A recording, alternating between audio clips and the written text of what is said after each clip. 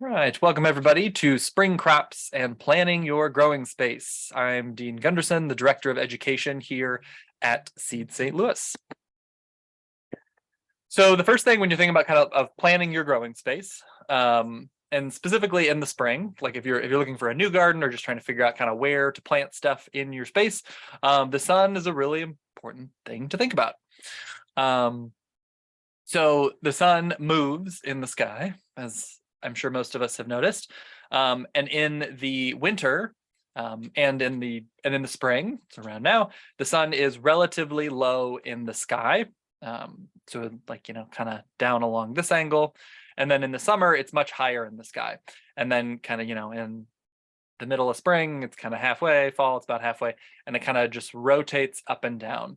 But at all times of year, it is angled slightly to the south. There is no point during the year in which the sun is directly overhead or to the north. It just doesn't happen. We're too far north from the equator. And so it's always in the southern sky.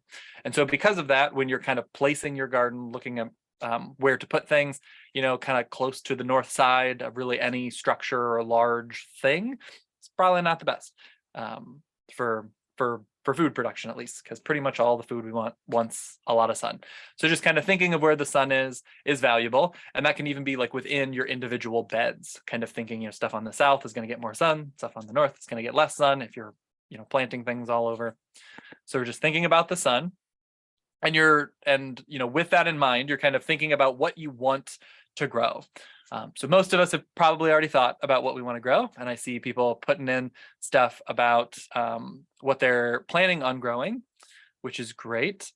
But if you have not done that, or even if you already have and you have lots of things in mind, a good exercise to do is to kind of look through either the plant you're already considering or the seeds that you already have, or if you haven't yet, seed catalogs, seeds at the store, whatever, and create a list. And what I like to do, and it doesn't have to be like this formal necessarily, but kind of think through first, what are you actually going to eat? What do you currently eat on a regular basis? Because it's great to grow things that are new, and that's great. I do that a lot too. But you might not like that if it's new. So you don't want to grow, a whole bed of something and then maybe you hate it. So, think about things that you already know you like, and then kind of categorize the things into like, you have to grow it. Like it's something that you absolutely know. Yes, I'm going to grow this. This is like a must do. Ones that would be nice to do, and ones that are kind of like, this would be kind of fun, but isn't like my top priority. And that is just helpful to do because as a gardener, I imagine you're all the same as me and every other gardener I've met, and that we tend to over dream. We tend to, buy lots of seeds, get lots of plants, have lots of great ideas of like, we're going to do all these different things in the winter, and then spring comes and you don't get all that done. Or you bought way too many seeds to just even fit in the space that you have. And so kind of prioritizing them and then kind of, planning in that series of steps. So, making sure that you get those have to grows in there, and then seeing if you have space for the ones that would be nice. And then, if you still have space, then kind of those like only if you have space, the ones that would be kind of fun, but to do that, to make sure that you're actually getting the stuff in that is really important to you. Because I can't tell you how many times I love green beans. They're one of my favorite vegetables, and I almost never grow green beans because they're always like, I'm like, oh, you can plant green beans later. Oh, you can plant green beans later. And then I just never plant them because I'm busy with all the other stuff. So like, making sure you prioritize those things that you really want to do. And that can help you plan your space out. And especially with a lot of us gardeners that are probably not out on, large acreages, optimizing space can be really valuable. So especially if you're, community gardener, school gardener, or just have, a couple beds in your backyard, kind of limited on space, optimizing that space can be really helpful. And the ways that you do that is you can think of different sizes of the plants and their shape. So of those plants that you want to grow, the must-haves, you want to, all those, like what are the sizes of those plants? Are they like huge? Are they big long vines? Are they, little like short, but they, spread, kind of what are their general structures, and what are the kind of nutrient and water needs of the plant. And you don't need to be real specific on that regard, but if you have something that needs lots and lots of water, that's good to know. And then also thinking about what season they grow in. So, if we're thinking about planting our growing space, we really kind of want to be thinking about the whole year. We're going to focus on spring crops and stuff today, but it's really good to think about, those summer crops and even those fall crops and really even the winter crops that you might be doing this year. So thinking about of those things that you want to grow, what season do they grow in? Because it's also very easy to get, really excited this time of year, plant a whole bunch of spring stuff, and then that spring stuff is still growing when it's time to plant the summer stuff and you don't have any space left. And then you're like, well, I'll just wait until the spring stuff's done and then plant my summer stuff. And then the summer stuff gets planted way too late and it doesn't grow and doesn't produce that much. And it's a whole thing. So, thinking through kind of all of your seasons can be helpful so that you have space when it's time, in a month and a half or so to plant tomatoes and cucumbers and, all those other things that most of us love and we want to get in the ground when it's finally hot enough to do that. And then also, how long do they take to reach maturity? So, if you are thinking, oh, I want to grow lots of spring stuff, but pretty much all the spring stuff you're growing has a really short days to maturity, like radishes or lettuce or spinach or stuff that is a spring crop, but gets out relatively early, like is done producing relatively early in the year. That's much easier to do if you're then wanting to do summer stuff than if all the spring stuff you want to do is like cabbage and broccoli and cauliflower and Brussels sprouts and stuff that takes a really long time in the spring before it's actually ready. So just, checking those seed packets and looking at like, how many days is this saying it's actually going to need to grow before I can harvest it, pull it out and have space to grow my summer stuff, my fall stuff, whatever else you're wanting to grow in your garden. And then, once you've kind of thought of those things, and again, this doesn't have to be like a real formal, like, a big spreadsheet with size and shape and nutrient needs that, you don't need that. But then you can kind of think about, also long-term plants. So, in the spring, like I said, there's a lot of them that, they might only be 30 days to maturity or even 20 days to maturity if you're doing radishes, or you've got, cabbage that can be like 100 days to maturity. But there are a few spring things that you can stick in the ground and they'll grow kind of all year long if you want them to. Or some summer stuff that you plant and then go all the way until the frost. So that'd be things like kale, collards, tomato, eggplant, peppers. Broccoli doesn't go all season, but goes a long time in the spring. So think about those again, so to make sure that you have space for the other things that you want.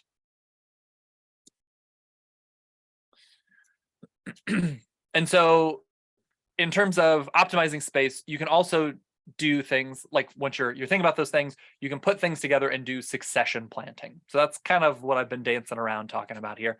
But succession planting is just the idea of planting one thing after the other. So not necessarily, where, there's some people out there that they have a bed, it's empty. And then come, early May, they stick their tomatoes in. The tomatoes are in until frost.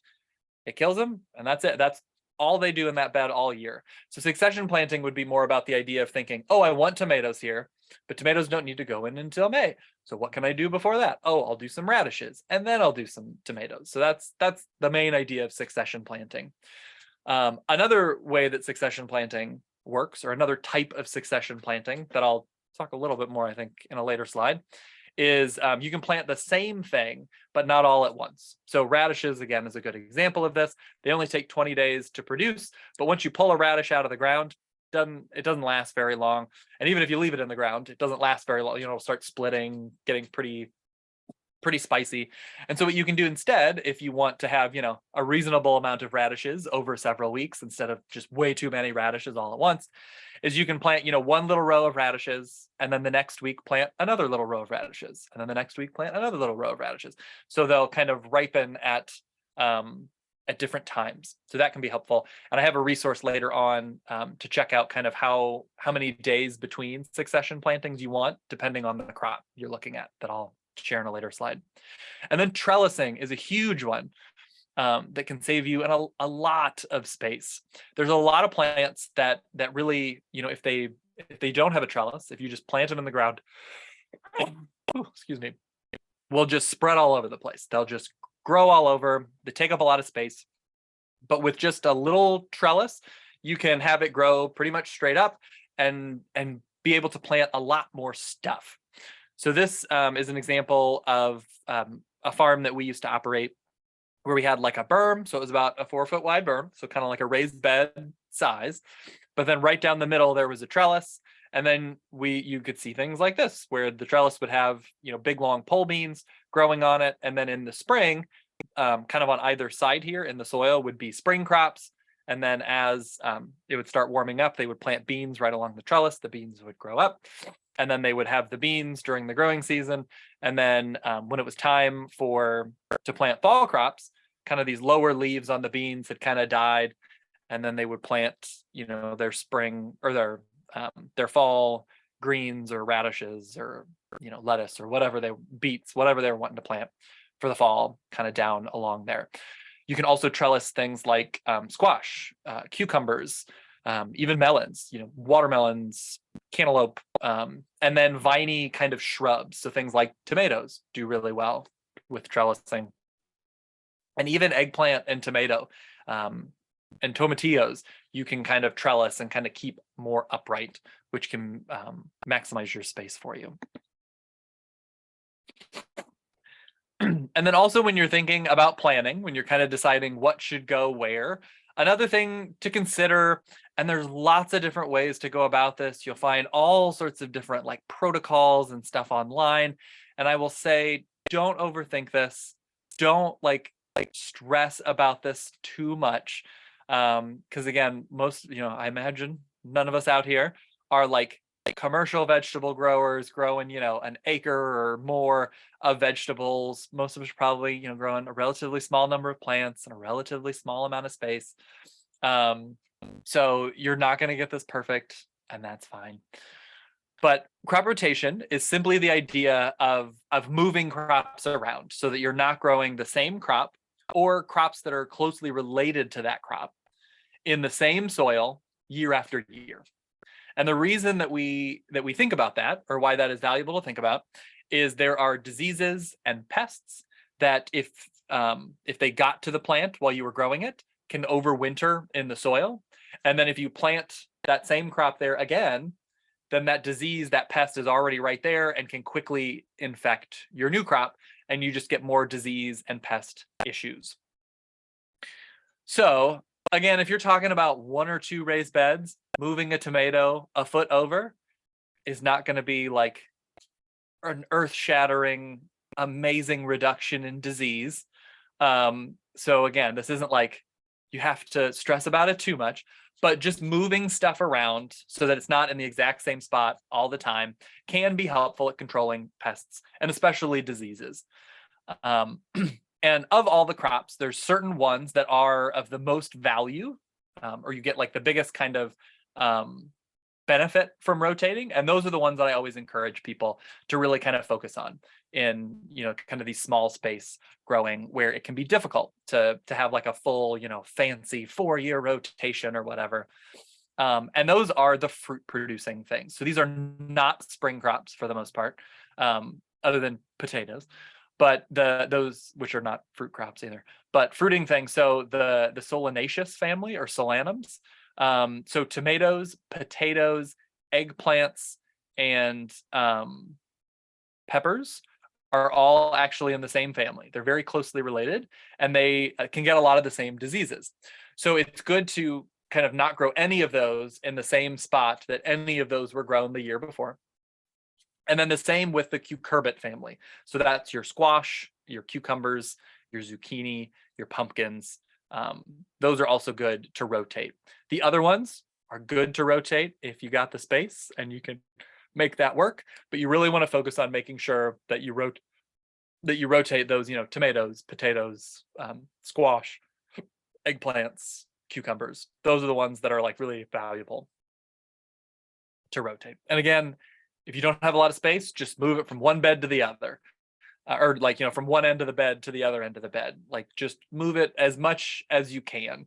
There's not a like, it needs to be at least this far or it's pointless. Like you're going to get benefit, and just kind of the more you can rotate it, the bigger the benefit, but it's still going to be valuable to move it, even if it's just a little bit. And then as a geographer at heart, I always like to draw out a plan. And that can either be with like pencil and paper, or it can be, on an Excel where you make little blocks, or there's like online garden planning software that you can use. There's lots of different options to it, but this can just help you to really visualize, well, how much space are these things going to be using? How much am I actually going to need to do that? And you can use that just by looking again at your seed packet and looking at the spacing. If something says it only needs to be 6 inches apart, then that's probably about how big the plant gets. If something says plant it, 2.5 feet apart, like watermelons, that's probably at least how much space you need per watermelon. So, so you can look that up and kind of make these little blocks on Excel or on a piece of graph paper or something, or even if it's not to scale, just to kind of draw it out to just get an idea, get it wrapped around your head.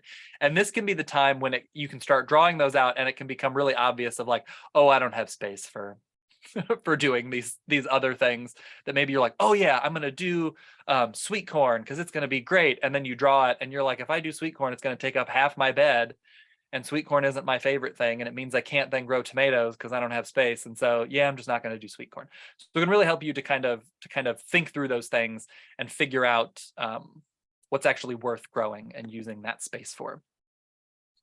And then in the spring, this is, I don't know, kind of interesting, but is not like real big. But as we talked about with the sun angle, so in the spring, it can be useful to kind of plant your spring crops on like the north side of a bed, especially if it's a spring crop that you're hoping to keep going longer into the hot part of late spring, early summer.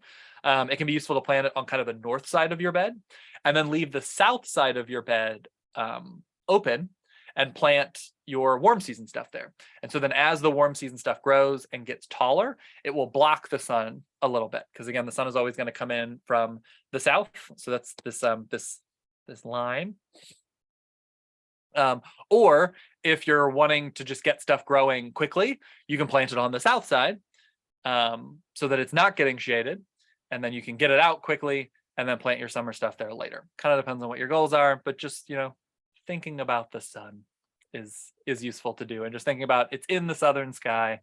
What does that mean? And you can kind of use that how you will, depending on what your goals are. Yeah. So kind of a recap of those kind of ideas is, the first thing is you want to figure out what you are going to grow. And again, I just want to emphasize, pick things that you want to eat.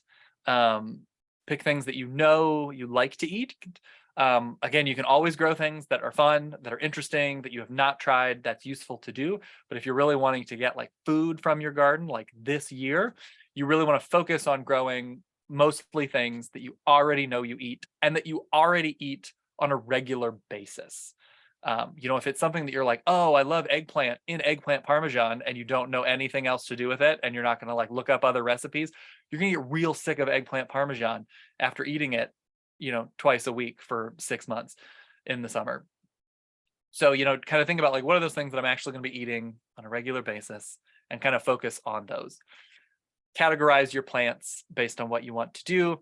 And of those plants, think about the seasons that they grow, whether it's a spring, whether it's a summer, how long they're going to be in the ground, and kind of other features of those plants. Are they big? Do they need a lot of water? Do they, if there's anything unique about them.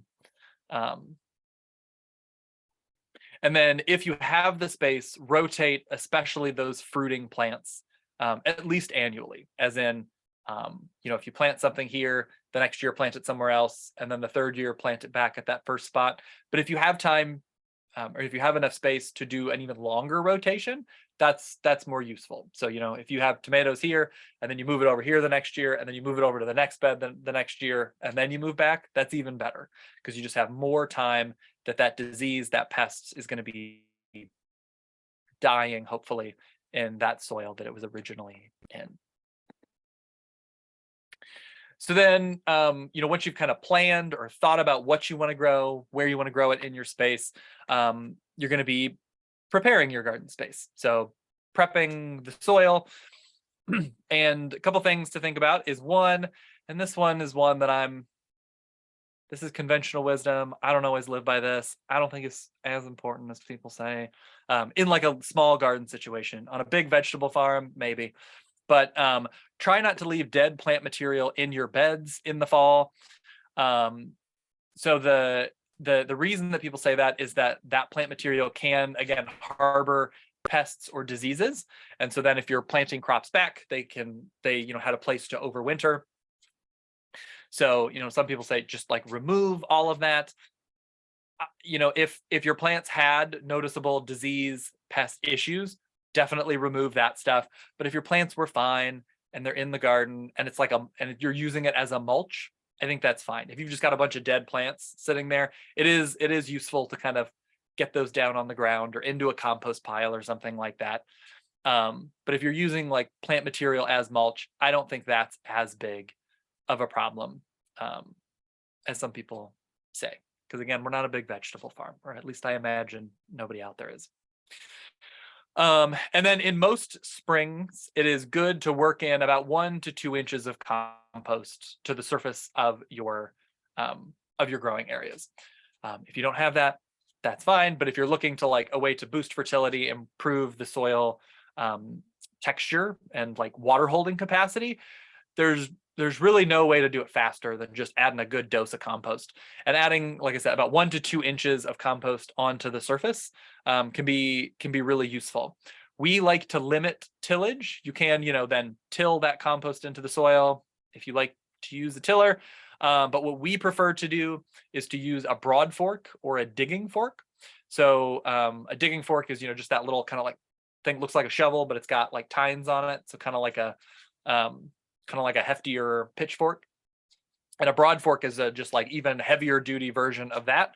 And all you're going to do is you're going to stick that into the soil straight up and down, and then just kind of pull it back so that it kind of lifts and cracks the soil. So that'll break up any compaction. It'll aerate the soil for you without pulverizing and turning the soil. So it's not going to be killing worms and microorganisms and beneficial mycorrhizal fungi and all that stuff, which is what tillage does. So doing that will get kind of that aeration benefit of tillage without the destructive side effects of tillage. And especially if you're adding compost on top, that can work really well, because the broad fork and the digging fork, you don't end up with like a real smooth soil surface.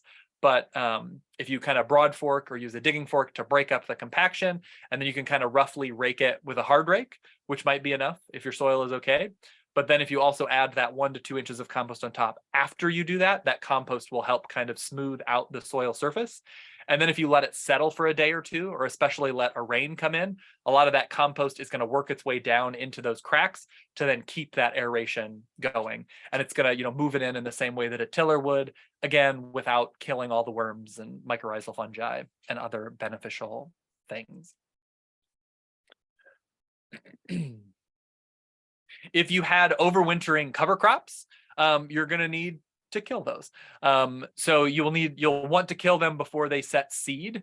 And if you're wanting to do a planting before the crops are killed, you're going to need to kill them at whatever time that needs to be. You usually want to kill your cover crop about 3 weeks before you're wanting to plant. And there's several different ways to do that. You can just like weed it, just like you would weeds. Like you can come through with a hoe or hand pull it, depending on the amount of space. Or you can use a tiller, or you can use a shovel or a digging fork and just kind of break it up and kind of turn it a little bit. And that will kill the cover crop. But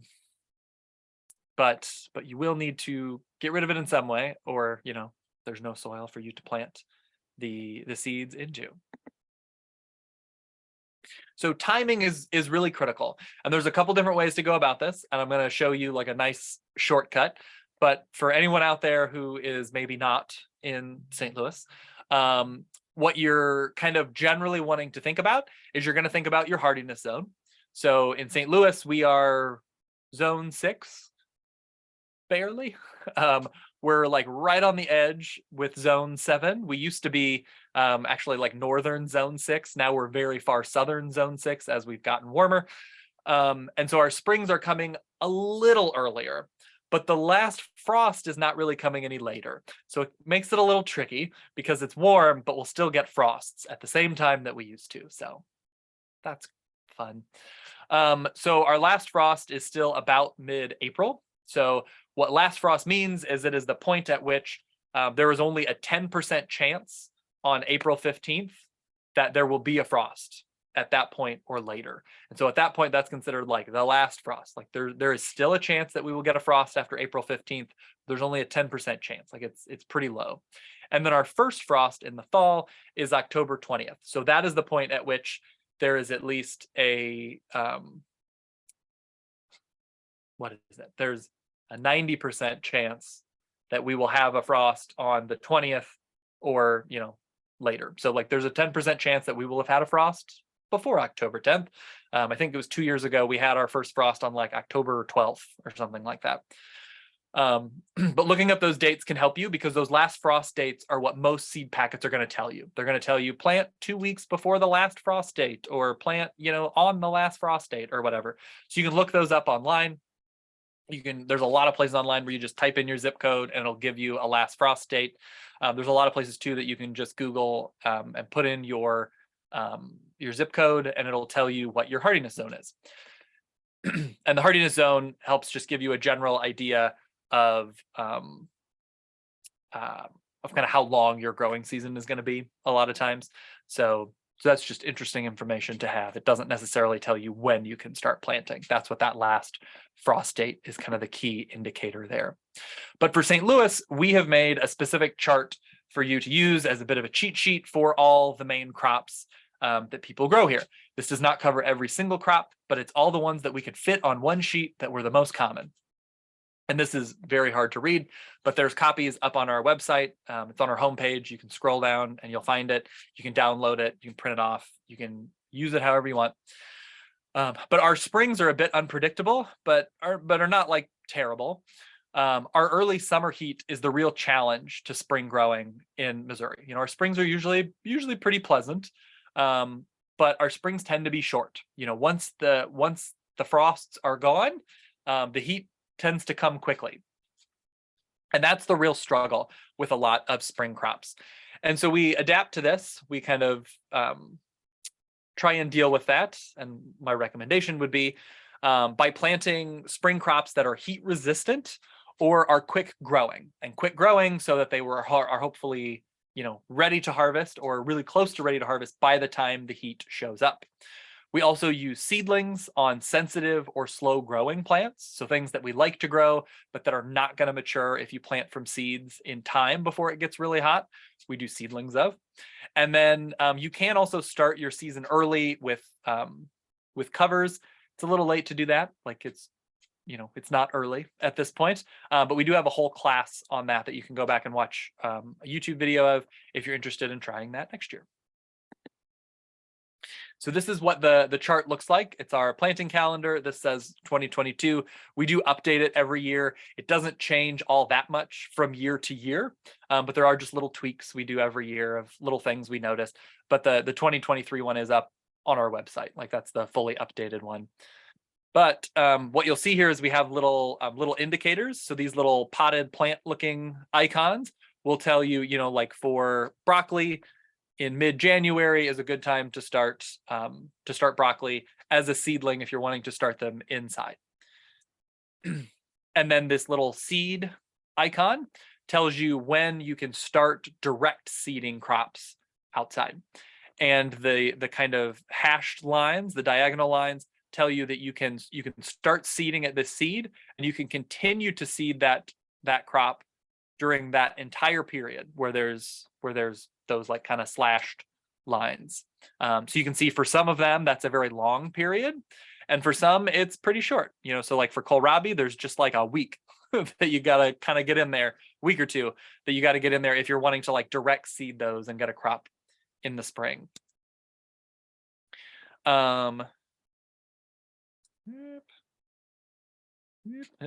it skipped the little, so this little trowel icon, this little green trowel, so that tells you for your seedlings when you would want to transplant those seedlings outside. And that goes for the fall as well. And then the green tells you when you can expect to harvest. So, depending on the weather and when in this window you seeded this, you can expect a harvest at some point during this time. And this can just help you to figure out, roughly when stuff is going to be working, so you can kind of visualize, oh, if I plant this now, will I have time to plant tomatoes, cucumbers, whatever. So it's just a good little tool for that. And then to talk about direct seeding versus transplants. So this is a big thing that I see, and a lot of nurseries are just selling everything as transplants. You can buy almost anything as a seedling. But seedlings aren't always the best.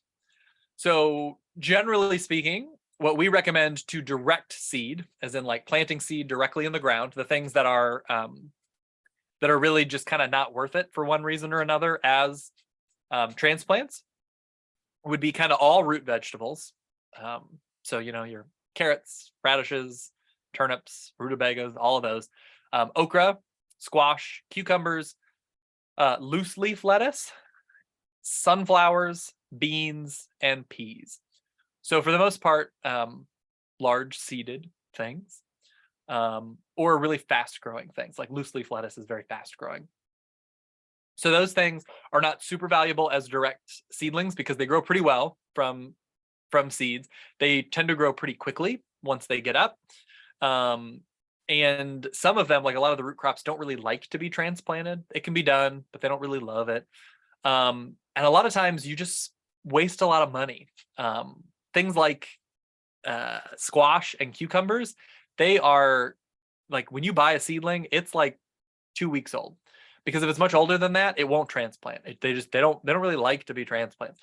But it's like 2 weeks. And when you transplant something, it tends to set it back about a week. So when you stick it in the ground, you're like gaining 1 week at most. But you're spending, $1 maybe on that one plant. And you can get a seed for like a penny. And so it's just not super useful or super valuable from a like economic and horticultural standpoint. If you really like transplants, you do you. But it's not necessary to do that. The things that we find valuable to do as transplants are things that tend to, like I said, grow very slowly when they're young, or things that there's a problem with them not being able to grow quickly enough to beat the heat. So those would be things like tomatoes, eggplants, peppers, basil, sweet potatoes, broccoli, cauliflower, cabbage, and head lettuce. And then these are just some kind of general rules to think about for some things. So for I mentioned some of this already, but like for lettuces, broccoli, cauliflower, and cabbage, those are the ones that I'm really talking about when I'm saying it's really valuable to look for heat tolerant and or quick growing varieties of those crops. And I'll give some recommendations that we like later, but those are ones that's really valuable to look for that. And then for the most part, plants that are bred to be smaller are often faster growing. So smaller radishes mature more quickly, smaller heads of cabbage ripen more quickly, smaller heads of lettuce more quickly. Same with cauliflower, all those different things. And then F1 hybrids. So hybrid seeds are more expensive and you can't really save seeds from them just because, you can, but they're not really like the seeds don't grow super well. Are more expensive, but they do tend to be higher quality in terms of there tends to be some really good hybrids that are heat resistant, faster maturing, things like that. So those can be ones to look for if you're having a lot of problems with, getting your broccoli to grow before the heat comes or something. Looking at some hybrids can be a good way to find some new varieties for you. And yeah, you can start some things early, which can help with this problem as well by using season extension techniques like cold frames and low tunnels. And that class that I mentioned is called Getting a Jump Start on the Growing Season, which we taught last month. And there is a video of that up on our YouTube, just if you're curious for the future. And then mulching. I always recommend mulching.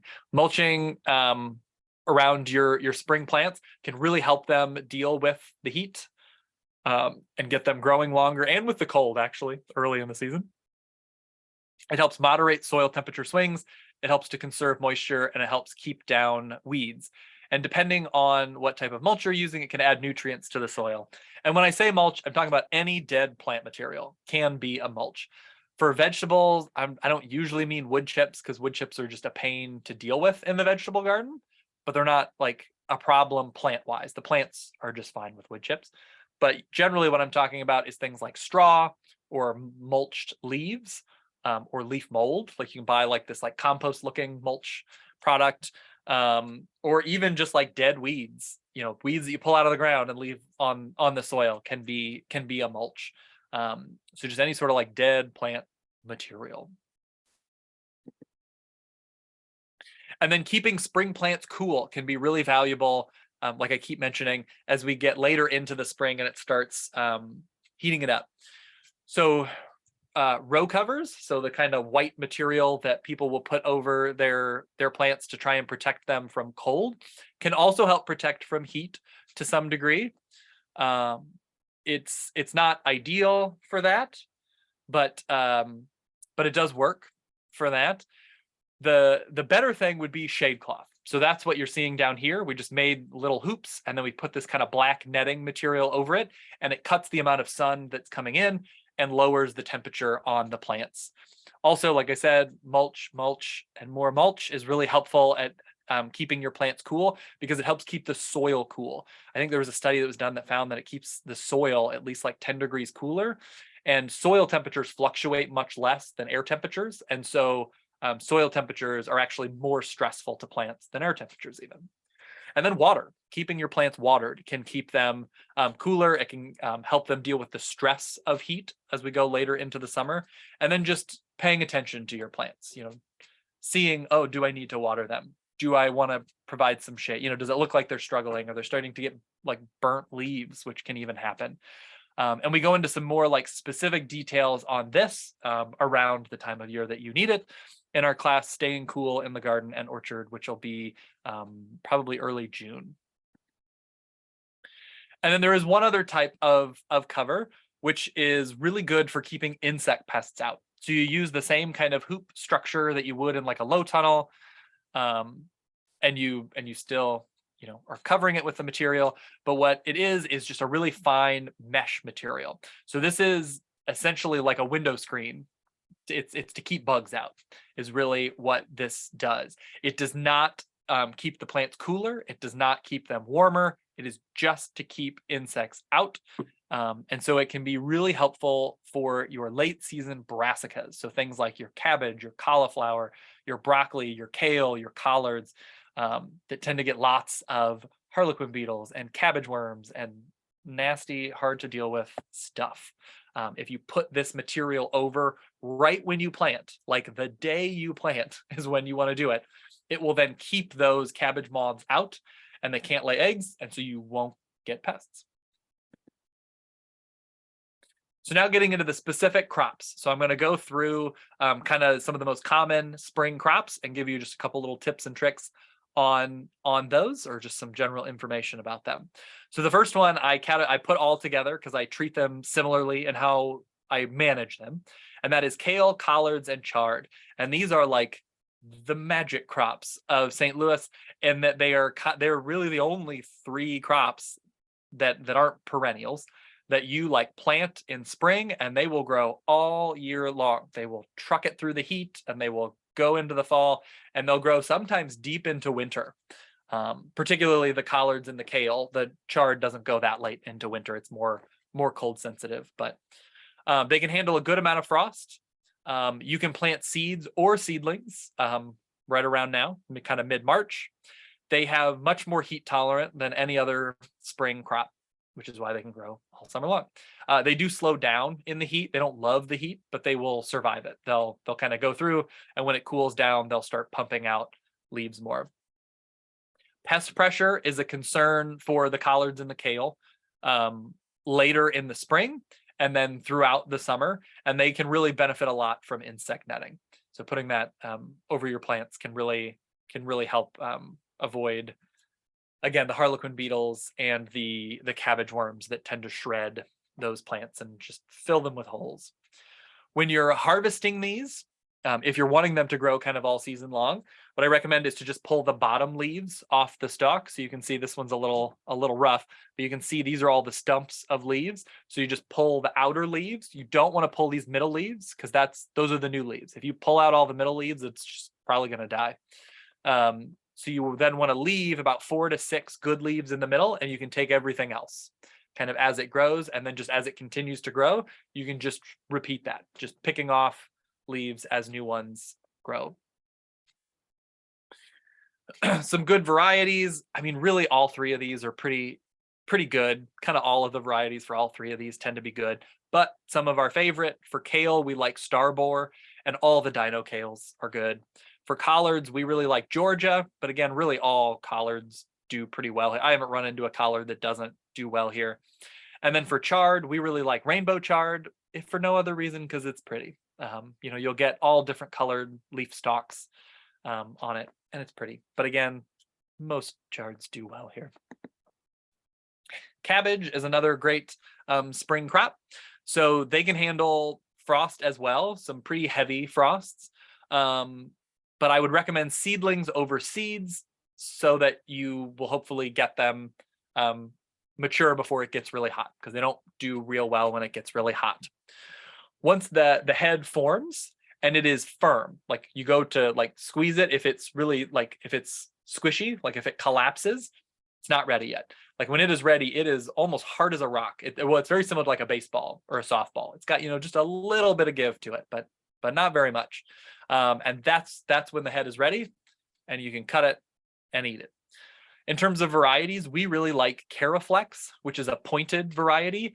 For whatever reason, I have found the pointed varieties to do a little better than the round-headed varieties. Don't know why.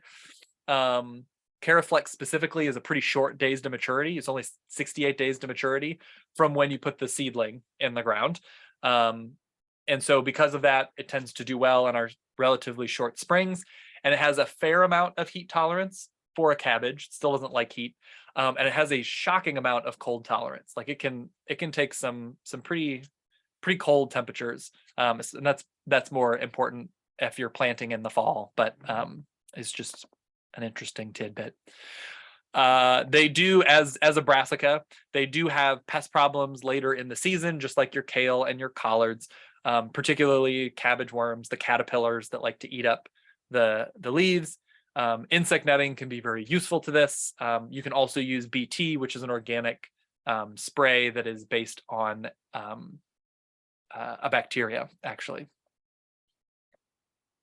Peas are another awesome spring crop, and they can be one of the first things that you plant and one of the first things that you harvest that isn't just a leaf. You can get lettuce and spinach faster, but peas are kind of the first thing that's like an actual more like substantive vegetable. I would recommend planting from seed. You can plant from seedlings. They don't care being transplanted, but it's just not all that necessary. They grow pretty fast from seed. And especially if you're buying the seedlings, it's way more expensive than just planting seed. You are going to want something for them to climb up.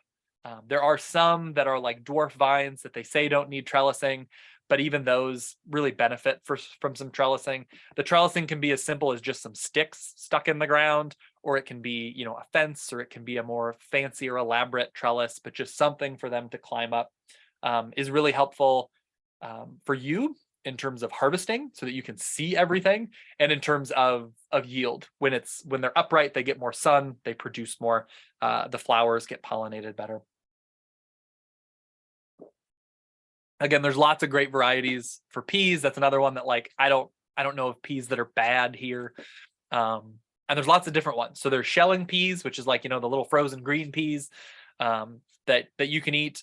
But there's also snow peas, so the flat potted ones that are used a lot in East Asian cuisine, and then snap peas. So these are like sugar snap peas, like the full potted thing. They're all the same species. They're just different varieties. So when you're buying peas, look to see what it says, whether it's a shelling, a snow, or a snap pea is usually what they call, like sugar snap peas are usually just called snap peas. Probably my favorite is Cascadia. in terms of sugar snap peas, and sugar snap peas tend to be the ones that you get the most like poundage of food from. So that's the most popular one that's grown in gardens.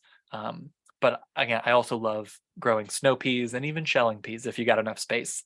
And then I always like to point out that the shoots of peas, like the young growing tip of any of the branches, are edible and really good. So just another thing that you can eat out of your garden. And then spinach and arugula. So these have really good frost tolerance. These can also be planted really early, kind of along with your peas, generally in early to mid-March. Like planting them now is plenty late. Like we could have even done it, a week or two ago, although we have that like 20-degree temperature. Was that just this last weekend? They do really well planted. If you want to do really early, they do well like with row cover, cold frames, like for season extension kind of stuff. But planting by seed is, again, kind of the most logical, the cheapest, the best, in my opinion. But they do fine from transplants. They are, however, both very sensitive to heat, and for the most part will bolt and get bitter or very spicy in the terms of arugula pretty quickly when we start getting heat. So in terms of varieties for spinach, Space is one that is a pretty good germinator, even when it's a little cold out. And then Lizard, which is one that is a little bit more heat tolerant that we found for spring planting. Those are ones that we like. And then for arugula, there's Roquette, which has good germination, is kind of slow to get bitter and spicy. And then perennial arugula, which is one that you would plant and then just leave in all year, is probably my favorite arugula. It's really good. It's definitely more spicy than arugula, but it doesn't get bitter. And even when it's flowering, it's still good. I really like the perennial arugula. Lettuce is another kind of mainstay of the spring garden. It has okay frost tolerance. It's nowhere near as frost hardy as like your peas, your spinach, or your brassicas, nothing like that. But they can handle light frost. They're perfectly fine to plant now. You can do these by seeds or seedlings. And you can plant head or loose leaf lettuce. I would say for the most part, loose leaf lettuce is probably kind of the biggest bang for your buck. It's kind of the easiest to grow. It's the fastest to grow. You can grow it pretty dense. It grows really well from seed. If you really like head lettuce, you can do that. But those are better from seedlings because they tend to take a little longer. And we get hot early. And so because you need to do it from seedlings, it tends to just cost a little bit more.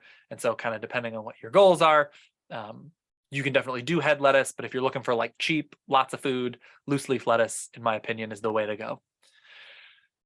Like I've mentioned, they are sensitive to both heat and cold, and both can cause bolting. And bolting causes the leaves to go very bitter and they like fill with latex. They're not good once they bolt. So that's why lettuce is a little picky. That's why I like to do loose leaf if I'm going to do lettuce, because it's faster, it's a little easier to deal with. But if you want to do head lettuce, definitely do seedlings. For varieties, Salanova is one that we like that is pretty heat and cold tolerant and has a decent flavor. Like it's a lettuce. It's not like amazing flavor wise, but in terms of heat and cold tolerance, it's really good, which can make it a lot easier to grow in our unpredictable season. Muir and Nevada are both lettuces that have okay heat tolerance and good flavor. So not quite as good as Salanova in our experience, but has a little bit better flavor. If you like romaine lettuce, Jericho and Green Towers are the ones that we've had the most consistent luck with, that have decent heat tolerance. Just we have not found a romaine that is real good heat tolerance, but they're kind of as good as it gets in terms of what we found for heat tolerance. Carrots is another one going into root vegetables. Root vegetables are great for the spring garden. Carrots tolerate a pretty wide range. They're pretty tolerant of both cold and heat, really. Like they're a pretty adaptable crop. The biggest problem with carrots, or the thing that's the most annoying about carrots, is their germination takes a long time, like usually 2 full weeks. And then when they do germinate, they grow pretty slowly for quite a while. And so controlling weeds can be a problem. And during that 2-week period while they're germinating, they really need to be kept consistently moist. You know, if you water it and then you're like, I'll come back next week, and the soil fully dries out, even if you water it, they're probably just not going to germinate. So you really need to keep them consistently moist. So making sure that you're there regularly to water the soil so that it's not drying out can really help speed that carrot germination. For kind of all of our root vegetables, we usually plant 2 seeds per hole or per space that we're wanting to do for optimal germination, and then we'll come back and thin. So, you know, we planted twice as many seeds so that hopefully we get at least 50% germination, which usually you get more than that, but then you need to come through and kind of pull out or cut out the extra ones to get the appropriate spacing once they germinate. In terms of varieties, hands down, my favorite is New Kuroda, which is a Japanese variety. It has been for us the most consistent germinating and a really good size carrot. This is a picture here on the right that I don't have like a ruler or anything, but you can see there's some oak leaves up here. So they're like a pretty decent sized carrot. The record from New Kuroda was we had one that we planted in the spring and it got somehow missed and we didn't harvest it until the fall, and it was still good. Like, it wasn't super woody, and it was 18 inches long. That is not an exaggeration. So they're pretty good. And they have a really surprising amount of heat tolerance as well. You know, they're not going to like it if it's 100 degrees and they're in full sun, but like they go into the summer pretty okay. Like, usually they're fine, even if it gets if we get an early spring. Before New Kuroda, kind of the other ones that we like and that we grow are Napoli, Yaya, and Cosmic Purple, which all also do okay here in St. Louis. Turnips and radishes are great ones as well that are nice and fast, nice, quick, easy to grow root vegetables. They both have okay frost tolerance. They're kind of similar to lettuce. They're not going to take real hard frosts, but they can take the light frosts. They'll grow just fine. Some turnips have pretty good cold tolerance, but not all of them, and so it's a little hard to know exactly. But generally speaking, they'll take light frost just fine. But, you know, if we're getting down to 20 degrees, don't be planting radishes or turnips. Like I said, they're both really quick. Some radishes are less than 30 days, and they are also sensitive to heat. They will get bitter or like really spicy and bolt pretty quickly if we start getting into real hot days, which is why that fast maturity is really valuable. For turnips, we like Purple Top and Golden Globe. For radishes, we like things like French Breakfast, Cherry Bells, and Daikons. If you like turnip greens specifically, 7 Top is the way to go. It doesn't really produce a good root. It produces like really mangy, nasty looking root, but it produces just very large amounts of really long, big leaves. And that one is really cold tolerant, actually, like much more cold tolerant than the root type turnips. Beets are a great crop. They're kind of more similar to carrots in that they have pretty good frost tolerance, but also do okay in heat. They can be planted by seed or seedling. This is one of the only ones that like seedlings seem to do okay consistently, but it doesn't usually make sense to do that. It's just usually not necessarily necessary. They germinate pretty well from seed. To increase germination, you can soak seeds. I usually don't like soaking seeds, but for beets, soaking seeds can be useful because the seed coat is really thick, and just soak those for like 30 minutes to 2 hours. You don't want to soak them too long, or they'll just kind of like fall apart as you're trying to plant them. In terms of varieties, again, that's another one that like kind of all beets do okay here, but the most common ones that we grow are Detroit Dark Red, Touchstone Gold, Chioggia, and Early Wonder. If you're wanting to do potatoes, this is one that you are not planting from seed or a seedling. You're planting a piece of potato.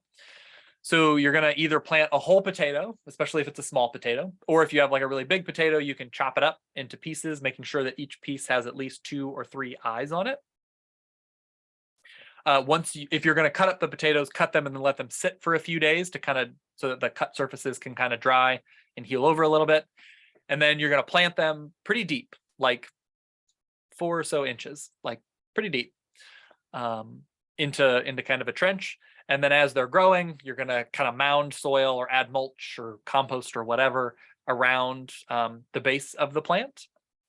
And then when the leaves all turn brown and the plant kind of dies and flops over, which is usually June, July sometime, then you dig them up and you got potatoes. You can plant potatoes from the store. I get this question a lot. You can plant them from the store, but some potatoes have been sprayed with chemicals to prevent or to slow down the sprouting. And that is with non-organic potatoes, but they're currently working on sprays for organic potatoes too. So for a lot of people, just buy organic potatoes, but that might not work forever either.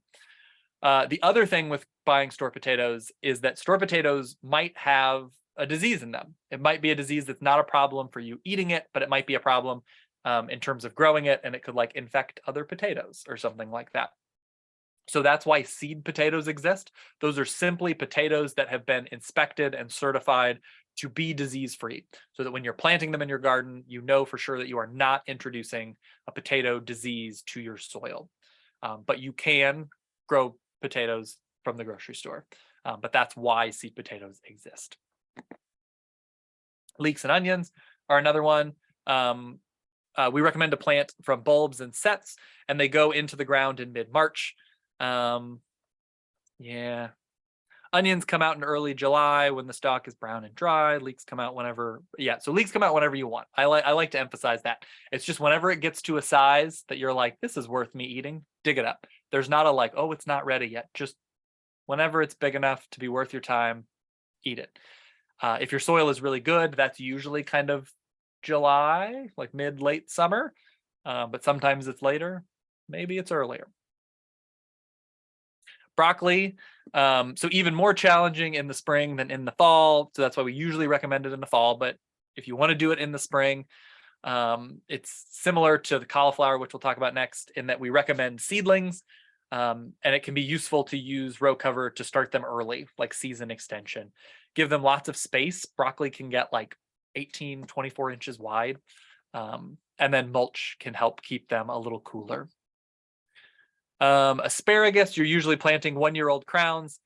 Takes about 2 to 3 years to establish. So that means that you don't want to harvest for the first year or two. During the first year, don't harvest at all. In the second and third year, you can harvest for a couple weeks, like, kind of harvest a couple here and there. But really by that, third, fourth year, kind of depending on how old the roots are, you can harvest for about 6 to 8 weeks, but the real indicator is how big the shoots are. So usually when the shoots come up, the first time, they'll be really fat. And then as you harvest, they're going to get skinnier and skinnier as they come up.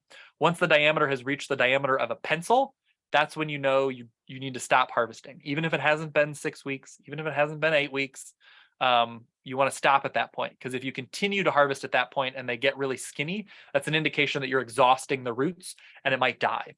And so you don't want to do that.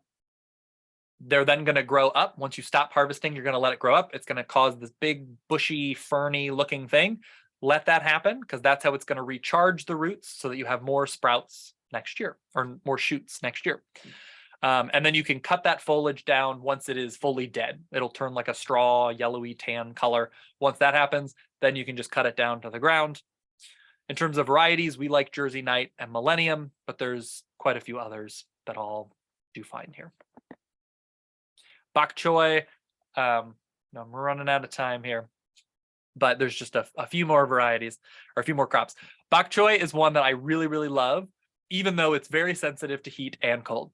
But it's so good. So you can do it from seeds or seedlings. I've actually done both successfully. But if you're growing larger varieties, I would recommend doing seedlings, because the larger varieties take longer to mature and it gets hot. And so then they can bolt and not be really good. We did a trial a couple years ago, though, to try and find one that was heat tolerant, because it is such a difficult one to grow with its heat and cold sensitivity. This picture over here kind of shows that trial, and you can see some of these bolting. So this one is not one that we recommend. But then these over here that look beautiful, all of these over here, those until the end of June and early July, and they did great. They didn't bolt. So Chunyu and Chun Mai are probably my favorites. but they are small green ones. If you like the more like grocery store looking bok choy, like the big white stemmed ones, Joy Choy is another one that is not quite as heat tolerant, but it still made it until I think like end of May or early June, which is pretty good. And so those are 3 varieties that if you want to do bok choy and you've had problems in the past, I'd recommend trying those. Strawberries, there's various different types. Kind of the gist is that you're going to plant them. It's best to pinch off the flowers the first year to give them time and energy to get established. Our favorite variety is Evie 2, which is a day neutral variety, which means that they will flower and potentially produce fruit anytime that the temperature is between 35 degrees and 85 degrees. So they will produce their main crop in the spring when all strawberries do, but they can also produce in the fall for a pretty long period of time, given how long our falls have been. And then I think last, cauliflower. This is another one that can be very challenging to do, especially in the spring. In St. Louis, they all take a pretty long time to mature. The short end of this story, though, is if you really want to do cauliflower, I highly recommend the variety Minuteman or Minutemen, which is very heat tolerant and is pretty quick growing. Of all the ones that we have tried, it is the only one that has produced a nice head consistently from year to year. And I think it was 2 years ago, we had like a pretty nice spring. Like it didn't get hot really early. And we had like grocery store sized cauliflower from Minuteman. It's a really good cauliflower for the spring in St. Louis. And then this is just the succession planting link that you can like go back and look at the recording of, or I'm going to send PDFs of this slide. It's from Johnny's. It has just a chart that shows you like for lettuce, succession plant every 4 days, for spinach every 5 days or something like that, if you want to get a longer harvest. Yeah, yeah, plants to pair together. So I'm not a big believer in this, but generally speaking, aromatic things can be nice to plant around your vegetables. It does help confuse some pests. So a lot of your, again, just your herbs can be nice. Sage, other things like marigolds, milkweeds, and nasturtium, but then, herbs, basil, rosemary, thyme, chives, lavender, cilantro, and mint can all be good to plant around your crops. And then these are just some specific pairings that we found work pretty well in the garden. For spring pests, aphids, spider mites, and caterpillars are the big ones. Insecticidal soap can really help with aphids and spider mites. And BT really helps with caterpillars. Insect netting really, really helps with caterpillars as long as you get it on there before they show up. And finally, just to summarize here, what we've talked about throughout the whole class, when you're planning your space, you really want to kind of think about the sun and your temperature, and you want to be planning for all 3 seasons in the spring. And so you can do that by, thinking through what crops you want to grow, their sizes, their needs, all of that, and kind of planning successionally. Missouri springs are tough. So you want to, think like we've been saying too, for your spring crops specifically, selecting ones that are heat tolerant and are fast maturing is really going to help you with the unpredictability of our spring. And then you can pair plants, rotate plants, and research those varieties that you're looking at can really be valuable, and you will have great success, I hope. So thanks everybody, and I hope that was helpful.